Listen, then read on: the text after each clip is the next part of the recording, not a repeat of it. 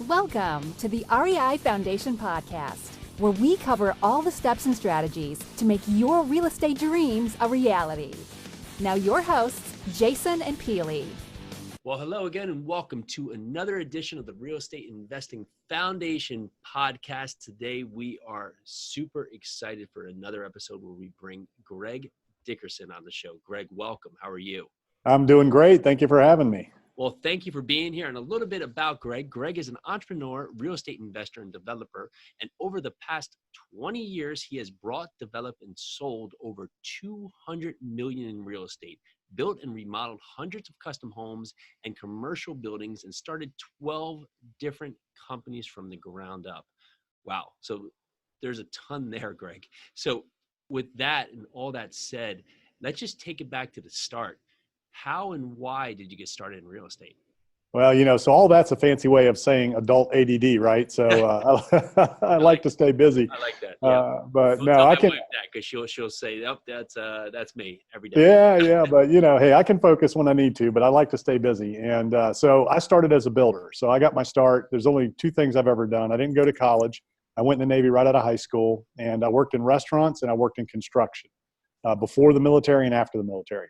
And I was working in a restaurant. And there was a guy doing an addition, and he hired me to come clean up after him and paid me $20. And I'm a hard worker, so he really liked, what I did. So I kind of followed him around after that, and as his helper and general laborer. And I started learning some things and learning trades, and it was in commercial construction, and just kind of went from there. And in 1997, I moved to the Outer Banks of North Carolina. I'm sure you're familiar with that. The number one owner demographic for the Outer Banks properties are New York, New Jersey, Pennsylvania.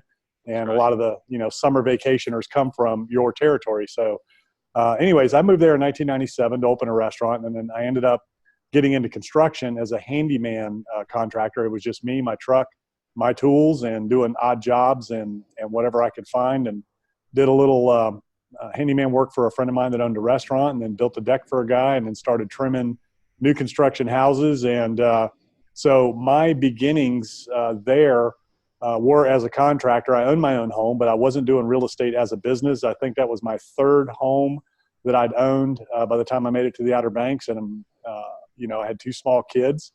And it was a really interesting time. This was 1997, so it was pre-boom. Sure. And, as you know, there was a little slowdown from 90 to 95. And that's kind of when we bought our first home. And, didn't make any money buying and selling that. So I didn't really think of real estate as a business. It wasn't really a thing back then. Like, wholesaling wasn't really popular. There were maybe one or two people teaching real estate investing back then. Carlton Sheets was, probably one of the originals. There was a guy named Russ Whitney. Dave Lindahl was probably the only guy in the multifamily mentor space that I would study and listen to once I, started moving on in my career. But anyways, I started doing little handyman jobs, did $250,000 my first year. And then I started doing bigger projects, growing my company, started building spec houses and larger $1 million beach homes. And, within 7 years, I was a $30 million company. And I started all those other companies along the way that were kind of ancillary to the construction business. So I had a painting company, hurricane shutter company, plumbing company, electrical contracting company, I had a pool spa landscaping company. And it was usually somebody that was either working for me or selling me something. And they said, hey, I want to start my own business. So I'd come alongside them, and I would help them by capitalizing them, buying tools, equipment, vehicles, whatever it was, doing the marketing, putting systems in place in their business, and helping to grow and scale their business, and I'd sell it back to them. So that's how I did all those other companies. So it really wasn't literally me doing it. What I am is a coach and a mentor, a leader. So I would usually somebody would come to me and say, I have this idea, or, they were already doing business with me, and I would just come alongside them, and I would, coach them and mentor them and grow them. And when the time came and they were ready, they would come to me, and I would sell the business back to them. So with the mentoring you're doing, let's talk about the growth. So you grow to a $30 million company over 7 years. Right. How do people avoid the step of getting stuck where maybe they start as a handyman and next thing they know, 7 years later, they're running around still to Home Depot every morning, just chasing tools and chasing jobs, and they can never get themselves out of the position? How do they follow the step to get that growth to become a large company and not so much just a man day-on-day job person? Well, first of all, you got to know yourself. So not everybody is cut out as to be an entrepreneur, to be a business owner. A lot of people like doing what they can do themselves and they want to keep it there. So the first thing is to understand how you're built, how you're wired, and what you want to do. I've made probably the biggest mistake I made in growing my company over the years and other businesses was to take people that I thought wanted to be successful. Because, as an entrepreneur, as a leader, we want everybody to succeed. We want everybody to grow, right? And we assume that anybody who has their own business wants to grow, but, they all don't. So the one thing that you got to do is understand yourself, understand others, and understand the desire. So the key is everybody that I did business with, or anybody that I helped in business, and the people that I help now, they come to me. They say, hey, I want to grow. I want to do this. And then I have a lot of people that say, you know what, I'm happy where I'm at. It's just me and one or two people, or it's just me doing everything. And I just help them become more efficient at what they're doing. But, that's really where it starts. So if you do have somebody that wants to grow and they want to get out of the day-to-day and they want to really scale their business, then, what the first step is to become a leader, delegator, motivator, and step away from the day-to-day management. So what you have to do is you have to find people and you have to coach them to success. You have to let them do their job. And you have to be able to delegate tasks and let go of that day to day. And that's really the hardest thing for a lot of people to do, is to become that business owner, that business leader, and delegate and let other people do things. That's how I grew my business. So it started out with just me, doing everything myself. I hired somebody to help me in the field. Then I hired another person. Then they could do the jobs and they didn't need me in the field anymore working day to day. So what I ended up doing at that point, I was doing everything: sales, bookkeeping. I was doing physical work in the field. So when I hired my second employee, that's when I was able to step away from the job site. And then I was just running materials. I was still doing the sales, still doing the bookkeeping. Then I reached a point where I can afford a part-time bookkeeper, brought that person on. That took the bookkeeping off of me. Then I could focus on running materials and doing the sales. And then I hired a third employee. And at that point, I could split crews and get multiple jobs going. So then I hired a field superintendent to run the jobs, handle the materials, do all those types of things. And then my focus was on getting more work, bringing more work in, and scaling the business. So you kind of have to hire ahead of the business, and you have to kind of just take that leap of faith, take some capital, invest it back into the business to hire that position. And then you got to, go grow the business and focus on what, as a leader, you should be focusing on, which is bringing the business in, doing the marketing, and coaching other people to success and letting them do their job. So for someone listening that's wearing all the hats right now, how could they identify who should be that first hire? Well, it would depend on the business and what they're doing. So in the real estate investment business, if you have somebody that's actually trying to do the work on the houses themselves, the first step would be to outsource that and hire either a general contractor to do the work for them, or hire sub crews and put the hammer down. So that's the first step. For some people, it might be administrative. For some people, the book work takes a lot of time depending on the business. So that a lot of times is the next piece you need to add to your business. If you're a wholesaler and you're trying to scale, or if you're a real estate house flipper and you're trying to scale, if you're doing multifamily syndication, the paperwork can bog you down and take a lot of time. So that would be something that could be outsourced. So it's really, you got to look at, what am I the best at? What do I enjoy doing? And what's holding me back from growing? And it's usually, like you said, it's they're spending time picking out lights at Home Depot, picking up 2x4s, whatever the case may be. Those are the tasks that can be easily delegated to a contractor. And the way I operate now, I outsource everything. So I hire general contractors to do all my work for me now. I've got an executive assistant that's virtual. She works from home, does her own thing. I use realtors to list properties for me, even though I'm a licensed real estate agent. I use realtors to do all my listings. So I focus on what brings in the most, that brings in the highest and best returns on my time. And that's finding deals and bringing capital to those deals and creating value in those deals. Sure. So let's talk a little bit about that. Today, your core business, is it focused predominantly in Virginia? And is it now doing rehabs, new construction? Where's your focus? So I'm from the Outer Banks all the way up to DC. So I'm in multiple markets. I'm in the Hampton Roads area. I'm in the Richmond, Virginia market, and the Northern Virginia market, and the suburbs around DC. I don't do anything really in the city. And I do deals down in the Outer Banks. So I flip houses. I buy, renovate, sell them. I do new construction spec houses. And again, I have general contractors working for me doing these things. So all I do is find the opportunities, bring the capital, create the value. And I have a system for all my houses. I have a color palette. I have selections. All of that is just, down in a Word doc that I just send out.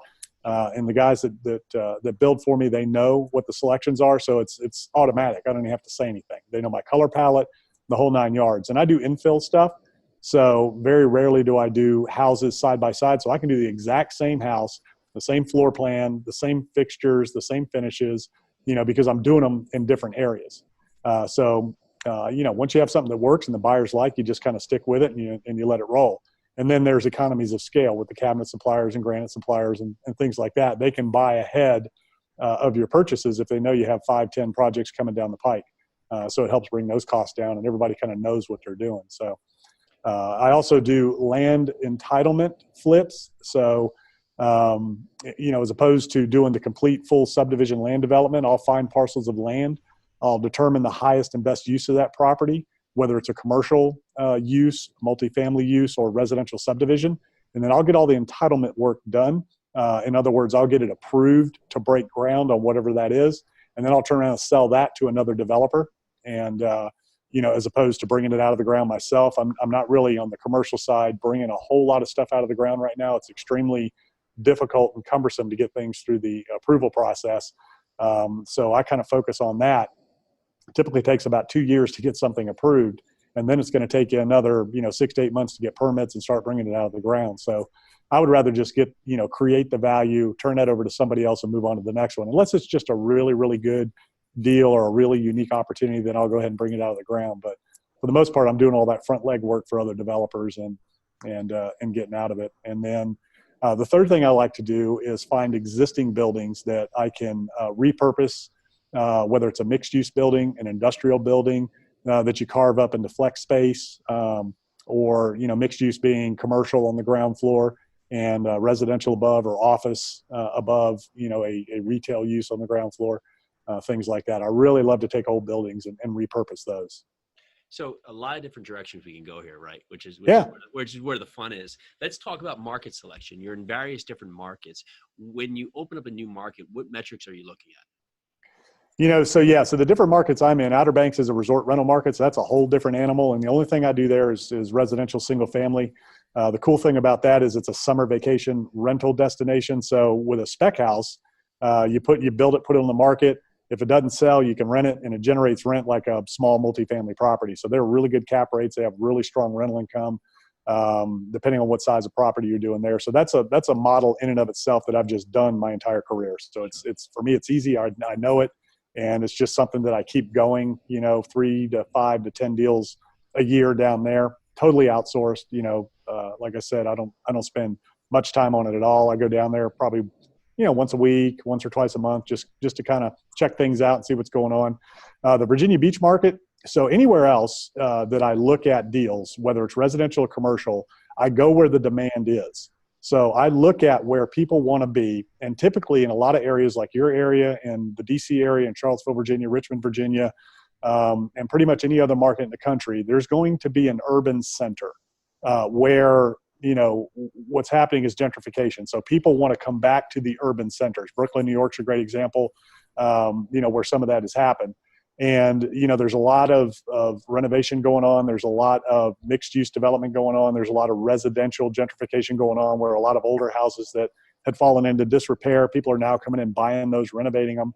And they want to be close to the urban center where they can walk, to all of the amenities, all of the downtown environments. And you see a lot of activity going on around there. And that's a really cool opportunity to get a hold of an old industrial building and convert that into loft apartments and commercial, restaurants and retail and things like that. So a lot of unique opportunities with that kind of thing. So I'll look at that. And then you can find the suburbs around the urban center. So if you want to wholesale or flip houses, there's a lot of markets where it's really easy to go in to these suburbs where there's thousands of homes that are basically identical. So the metrics are very easy to identify. But in any market you go into, whether it's commercial, residential, or whatever, you want to look at the metrics of the market. How many properties are available for sale? How many days have they been on the market? What are they selling for? List price to ask price, and those types of things. So it's pretty easy to evaluate markets, but you really want to go where the demand is. You want to go where the growth is, and you want to get ahead of the curve with some of that gentrification that's going on around the urban centers. That's really hot right now. Yeah, that's great. And when you're focusing on these markets, what's a core marketing strategy you like to implement throughout these markets? So in a lot of the areas that I'm in, I've built, a network and a reputation over the last 20 years with people that owned property on the Outer Banks coming down. So I just developed relationships. So I stay in touch with, with my network, and I let them know what I'm doing, what I'm looking for. So that's the number one way. I get more deals through networking than anything else, especially on the commercial side. On the residential side, there is a little bit of marketing there. I still use the MLS. I still get deals on the MLS, and, I've got a formula for that. So what I look for there in the residential markets and commercial, I look for vacant properties that have been on the market for a long time and have had price reductions. And then I'll go in and I'll make an offer where it works for me. And, I probably get 50% of them. So especially right now, the market's kind of changing. Things are shifting. And if you get vacant properties that typically need a lot of work, that have been for sale for a while and had a couple of price reductions, those are great targets. And I've had a lot of success with that model. I've done the direct mail thing in the past. I don't do a whole lot of that. I guess other than that, just networking, I send emails out to realtors and let them know what I'm looking for. That's really, and the kind of deals I focus on are a little bit bigger deals. So I don't have to do a whole lot of hunting, especially on the residential side. On the commercial side, same thing. I've got a network of commercial real estate brokers that kind of know my parameters and what I'm looking for. I'm a 10 cap or better, kind of a guy, unless there's a very unique opportunity to reposition something. So, I know of a storage facility that was purchased recently, and the guy paid a 5 cap. And then somebody said, hey, why on earth did you pay a 5 cap for a storage facility? He said, well, it may appear that I paid a 5 cap. He said, but we're in the business. We have thousands of units. So we knew right away it was being mismanaged. It was being undermanaged. It had a high vacancy. So that we knew immediately we could come in, fill those vacancies, manage a property, increase the income. And we actually really bought a 9 cap, after 6 months. Those are opportunities as well that get overlooked. Just because something has a low cap rate doesn't always mean it's actually a low cap rate if it's got the value add play. Absolutely. And looking at these 3 strategies you're working on: flipping and building, land entitlement, and repurposing. Let's take the repurposing. What's one of the project that comes to mind? It's your favorite use of this strategy. Well, on the repurposing on the commercial side, so there's a couple strategies there. One, I really like taking industrial warehouses that are kind of on the outskirts of these urban centers and carving them up and doing flex space. And, one of the really cool ones is just an open warehouse, 20, 50, 100,000 square foot, it can be any size. And something that's really popular is to go in there and do open space, co-working studio space for like artists, sculptors. One guy in there's a glass blower, things like that. You can, like a startup incubator kind of thing. So that's a really cool thing to do because it doesn't take a lot of money. You can leave the space open and you can move people around so they can grow and expand. And it kind of feeds that entrepreneurial bug, that I have of wanting to start companies. I love building companies as well as doing real estate deals. And, so it gives me an opportunity to kind of live vicariously through other people and kind of help them grow their business and get them started and get them into a space that they can easily expand without having to spend a lot of money. So that's one, type of project that's really cool. And I mean, I've taken an old dilapidated warehouse that was all boarded up that people drive by every day and don't think twice about it. And, take that thing and go in there and just, clean it up, get rid of the weeds, take the boards off the windows. Hopefully, if the roof is in good shape, but you just fix what you need to fix. Typically you can buy those for pennies on the dollar, if they've been sitting there a while, and that's a great driving for dollars kind of thing you can do to find those deals. And then you just really start small. You go in there and find some, small owner operators to go in and help them expand their business and utilize that space. So, and you probably see a lot of that in your market as well. Sure do. And what's something in your business right now that you're actively working to improve on? My business overall. So really what I want to do is start scaling the size of the deals that I do. So on the commercial and multifamily side, I've done smaller deals in the past, typically under $5 million. So I'd really like to start growing that and start doing the 20, 50, $1 million deals on the multifamily and commercial side. I think there's going to be a real opportunity with interest rates rising, to be able to take advantage of some assets that are going to reset here in the next 2 to 3 years. And, the capital is there looking for those deals. So that's really, my focus moving forward is to that 10, 20, $30 million, range versus, the 5 million and down. I'll tell you another cool repurpose deal that I've been working on that's a lot of fun is taking the old flat top hotels. So we're in a student housing market here, and then we have the William and Mary down at Williamsburg, VCU in Richmond. So usually around those universities and university towns like that, and in other areas, you can find those old 2-story, 3-story flat top hotels. So, those are a lot of fun to take and convert them into studio apartments or to create affordable housing out of. You've seen it done a lot with the old motor lodge, 1-story motor lodges, on the outskirts of town. You'll see people take those and turn them into, studio rentals. But there's been a lot of momentum in that hotel conversion to studio apartments. And I was working on one recently. It's about a 29-unit deal. So I'd like to find some bigger ones of those. I did a project for a guy that had one in Williamsburg that was a much larger project, but that was for a fee kind of a thing. It was his property that was in the family a long time. And I think he had converted a 100-room hotel unit into like 60 studio apartments. So that was a really cool project. Sure is. And looking at the change in direction here where you're going to move in, or you are in the multifamily space, but look for bigger deals. What kind of deals or what kind of assets are you focused on for multifamily? Distressed BC? We're talking ground up. Where's your focus going to be? Yeah, I'm not interested in ground up right now, although you can get some really good financing, but, I have a lot of friends doing that, and it's a long time, to get that thing through the pipeline. I mean, it's 3-4 years to get it approved, get it out of the ground, get it leased up, before you can do anything with it. And so I'm a value add opportunistic. So I'm looking for distressed. I'm looking for, if it's, you can find a Class A property that's distressed, right? So the A, B, or C doesn't really matter when it comes to, value add and repositioning. When it comes to opportunistic, then those are typically going to be B, C, and D properties that, are still in good areas. I don't like to go into risky areas. I still like to stay in good areas, but maybe it's neglected. The deferred maintenance hasn't been kept up, poor management, just whatever reason. So those are the type of things I like to focus on the multifamily side. Are you going to stick with your core markets, or will you enter into different markets when you go into a different space, more into larger properties? Yeah, I'm open to any market, that has growth and that has stability and where the asset is going to be in demand. So there's a lot of markets right now that are under pressure. There's a lot of development in the pipeline in our area around, major universities. We've got thousands of units in the pipeline in Charlottesville. Richmond, Virginia is saturated. So when you go into those markets where it's competitive and it's saturated, you got to have something unique. So if I go into Charlottesville or Richmond, Virginia, and Charlottesville is very small market. So the opportunities here are really limited, but, Richmond's a little bigger. DC is a little bigger. Virginia Beach, Hampton Roads areas are a little bit bigger. Typically you can find some unique opportunities there on a, mid-size scale. There aren't really huge assets in those areas.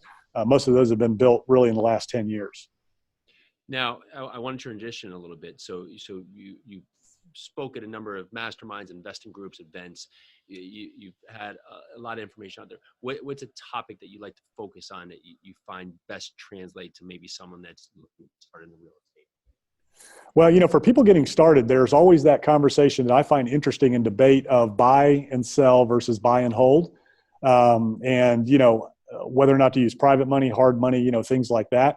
And, recently I went to a big wholesaling mastermind, and I tell you the number one challenge everybody's having in that world is construction, getting contractors and getting good contractors.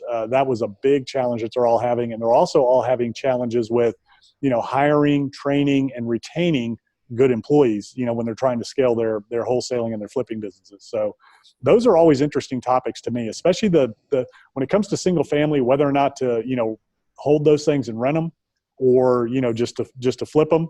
And then on the flip side, do you do a full renovation flip, or do you just wholesale? So those conversations are always interesting to me. I don't think there is any real right answer to that. It just depends on the personality, the individual, and what their goals are. I mean, I've got a lot of friends and peers that like to hold everything. Single family, they love renting single family. I know people with hundreds and hundreds of units. I know people, I'm one of them that doesn't like to own those. I like to sell, I like to sell everything. I'm not a long-term hold on pretty much anything. I like to be a landlord of cash. Cash doesn't give you a whole lot of problems. Right. And, and I think, like I said, here in the near future, there's going to be some real opportunities if you have cash and you've got dry powder. So that's just me. I'm a transactional guy in and out.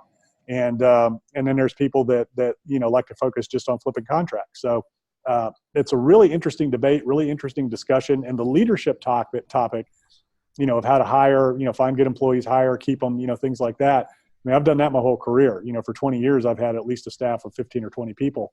And I've just recently in the last, year, and more particularly last 6 months, kind of wound all that down to where, I work out of my house, I outsource everything, and I'm not really interested in building a huge staff at this point in my career. I'm just kind of, like I said, I want to accumulate cash, accumulate larger assets. If I hold anything, I want it to be the larger assets that are hedged against any kind of a downturn or any kind of a vacancy situation, those types of things. So, just getting started out, it'd be, what do you want to do? Do you want to be a landlord? Do you want to be a flipper? Do you want to wholesale? And it's just really up to the individual.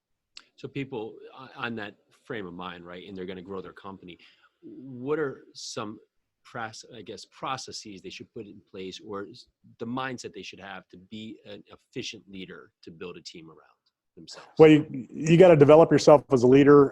And what that requires, number one, is you have to enjoy serving others and helping others and pouring into others. I mean, that's really, really the key. As a leader, you have to be sincerely interested in the success of others, and you got to do everything you can to help them, give them the tools, training, systems, and support to be successful. But the most important thing, and this is where, like you'd asked about earlier, this is where most people fail in terms of growing and leading an organization, is you have to provide clear direction in no uncertain terms exactly what's expected and when. People need to know exactly what it is they're supposed to do, what their metrics are, how you're going to measure that, and then you got to hold them accountable. So, you can lay out goals, tasks, and things like that, but if you don't follow up with that individual on a regular basis and measure their performance and, reward the good performance and, reset the poor performance and, redirect that, you'll never get anywhere. People need something to shoot for. They need to know where they stand. They need to know what's expected of them, and they need to know what good performance looks like. So as a leader, we have to model good performance. We have to reward good performance, and we have to redirect and goal set when, those goals aren't met. That's absolutely great. And I've found as we've grown, one of the points that's really stood out to me is that when employees aren't reaching a certain metric, it comes down to, well, was it the employee wasn't reaching that metric, or was it not clearing the expectation and not really setting the direction that they need to get there? And the learning process was learning that it was me not giving the clear direction, the clear expectation, setting the right metrics, and having the accountability that was not allowing the employee to really reach that new paradigm that they were going for. So that was a big part for me to really just understand from my side, was that, okay, yeah, it was me not being clear with what their role was, just to keep them accountable for. And when I was able to set that in, it allowed them to have that success rate. And then, of course, you have to reward them for it. So thank you. Yeah, absolutely. And, and as leaders, you have that pyramid, right? So what you got to do is you got to take that CEO, COO, president, vice president, managers, and then, line level employees. You have to flip that pyramid upside down to where the CEO is actually at the bottom. And, that the job of the CEO is to serve everybody in that organization, tools, training, systems, and support, but more importantly, that clear direction, and then measuring that performance and providing the feedback. The feedback is breakfast, is the breakfast of champions, I always say. And it's really amazing how many times in an organization something goes wrong.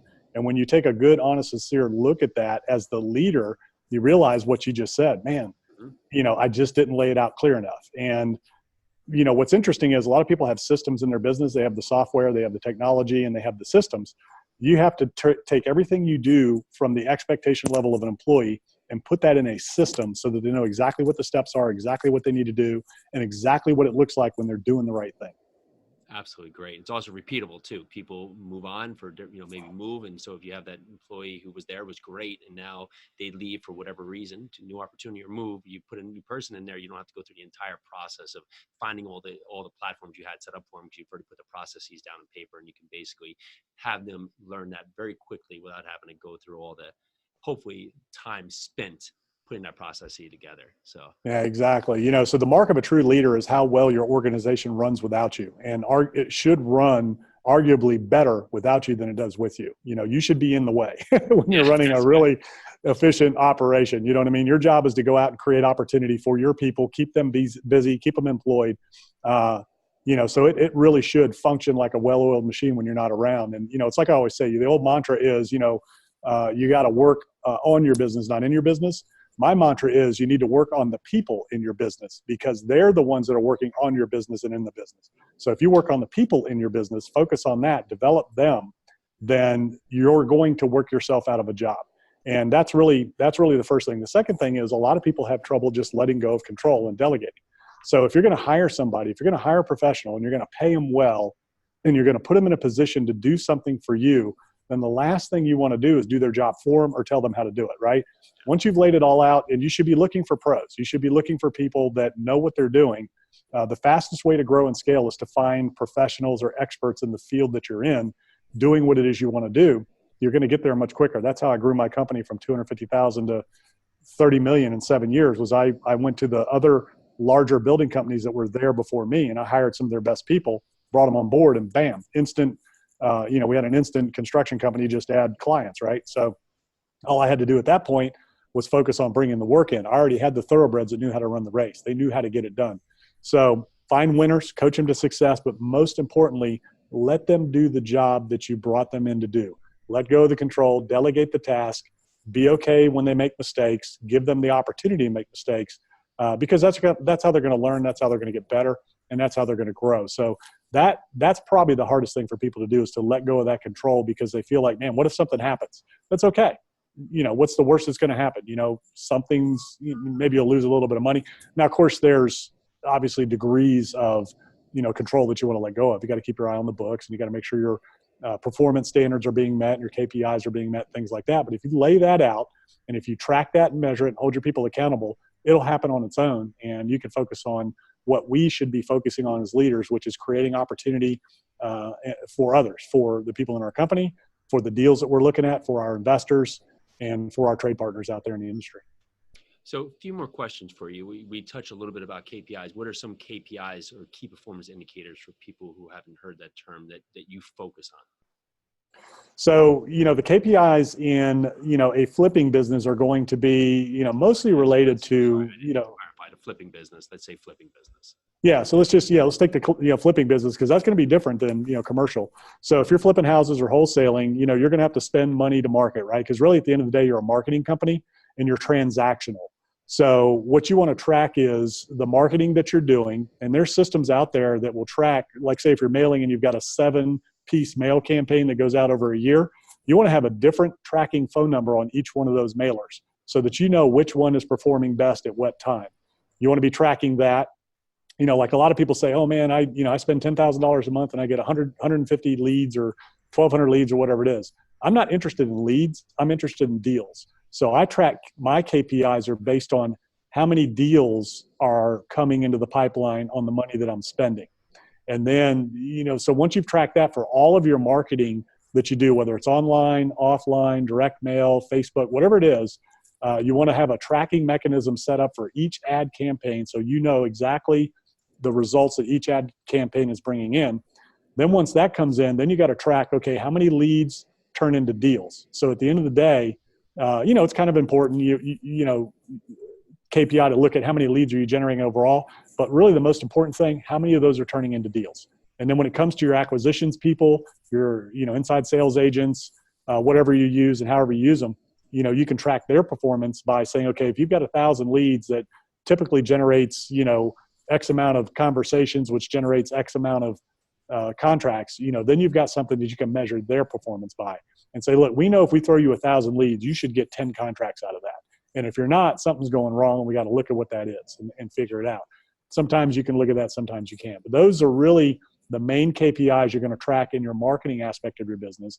Then you have your profitability KPIs. And, of course, those go down to the deal level, where if you're wholesaling, it is what it is. If you're flipping a house, then you've got your maximum allowable offers, you've got your construction budgets, and you've got your, back-end sales, so you can track that all the way down to the net. And then you have your overall business operation, and you want to really track your metrics in your business operation, your KPIs there, so that, at the end of the day, a lot of people want to say, oh man, I've done 200 deals this year. I've done 500 deals this year. That's great. What's your profitability? What is your profit percentage on that? Because you really got to watch it, because you can fall into the trap of growing for growth's sake. And, you could reach a point of diminishing returns if you're not careful and watching what you're doing and how you're doing it, and really tracking your KPIs. The other thing I forgot to mention in direct mail that's really important is a lot of people use that shotgun approach, and they buy a list and they just keep hitting it. There's a couple things you really want to do. You want to keep that list clean as you go along, so that you can work that list all the way through. So in other words, you keep track of, who's responded and where that response went. Did it become a deal? Did it become a lead? Or is it something to follow up with in the future? And keep that list, pared down, so that every year you can renew, and, or every month or whatever you're doing, you want to keep that list clean, and you want to keep, scrubbing that list so that you keep working it. The return mail, a lot of people are just discarding. Return mail is a great cold calling list. So any of your return mail, you want to save those address, skip trace those, and then cold call them. And, a lot of times people just leave and they don't check their mail. If it's a foreclosure, vacant house, whatever, those could turn into some really good opportunities that a lot of people aren't taking advantage of. So those in a flipping business are your most important KPIs. On the commercial side, it's a little bit different. Your KPIs are more deal oriented than they are, business overall, orientation. Then you're looking at cap rates, internal rates of return, things like that. Well, thank you. This has been absolutely great advice for all of us here. And if there's an investor listening today who's maybe trying to get started, he's listened to everything you've done over 20 years, everything you've learned, everything you've worked on, what's an actual step they can take today to get started in any direction or any format of real estate investing? Well, first thing is to get educated. There's a lot of great information out there. Your podcast, there's a lot of resources and tools, for people to learn the business. So a lot of people say, oh, you don't need any education. You don't need any money. You don't need you need education. You need to know what you're doing. You need to have a general understanding of real estate. You need to know the numbers. The numbers are very important. The truth is in the numbers. And if you don't know your numbers, you don't know your business. So you really need to know your numbers. And what I would say is start small. Okay. Pick a market close to home that you know. Because again, you need to know at any given time, if you're in the residential world, how many houses are on the market for sale, how many are under contract, how long have they been on the market, what's the list price to sale price. You really need to know your market. And when you can quote those numbers, single family, attached, multifamily, all those things, then you start to know your business. So the first thing to do is to get to know your market, know what's going on, go to real estate meetups and meet other investors that are doing deals. Talk to other investors in the market, ask questions, learn from them, and talk to real estate agents, that are out there. Try to find an agent that works with investors and that understands the game, preferably if they're investing themselves. That's what you want to look for. And, line up the financing. You don't need money. You can, contract a house without any money and sell that contract to another investor. But if you have resources and if you have potential investors, have them ready to go so that when you do find a deal, you can close quickly. That's really the key, to, especially in commercial, that's really the key to getting really good deals is keeping that powder dry and being ready to close. And you want to develop that reputation. The last thing you want to do is just go out there and start doing a bunch of contracts and not being able to close because, people won't take you serious. So I'd say start small, start local, learn as much as you can, learn from other people, find a mentor. And I would be lean and outsource everything that you can. So, the mantra out there is, man, I can do everything myself and I'm going to maximize every dollar on every deal. And maybe for the first one or two, if you don't know anything at all, it's okay to sling a little, paint on the wall or manage the subcontractors. You can learn a lot doing that. You'll know what's going on. But really the fastest way to scale and to stay ahead of the market is to outsource. Hire professionals, let them do their job. If I could do it all over again, I would have never started a building company. If I knew back then what I know now, I would have hired builders like I do now all the way along, all the way through. I would have had a whole lot more hair on my head right now if I'd have done that. That's awesome. Well, Greg, this has been great. Thank you so much for coming on the show. For people that want to reach out, say hello, learn a little bit more about you, what's the best way to find you? So my website, gregdickerson.com, all my contact info is there, greg@gregdickerson.com. Feel free to reach out. I'm happy to help and, talk about deals. I do joint ventures. I always have, some great opportunities going on if people are looking to invest in deals, whatever it is. So I'm happy to help anytime. Feel free to reach out, gregdickerson.com. Everything's there.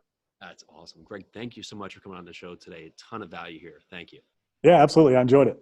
Perfect. Well, everybody listening, thank you for listening. And if you like what you hear, please go over to iTunes and give us a 5-star rating and review. And thank you again for Greg Dickerson for giving us all this great value today. This is Jason with the Real Estate Investing Foundation podcast. Happy Wednesday. Talk shortly. Bye now. Thanks for tuning into the REI Foundation podcast. Check back next time for more awesome tips and strategies to launch your new you in real estate.